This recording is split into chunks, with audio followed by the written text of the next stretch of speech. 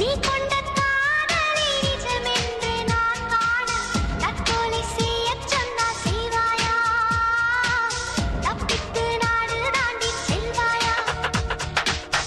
இதயமலை ஏறி நெஞ்சென்ற பள்ளத்தில் குதித்து நான் சாக மாட்டேனா?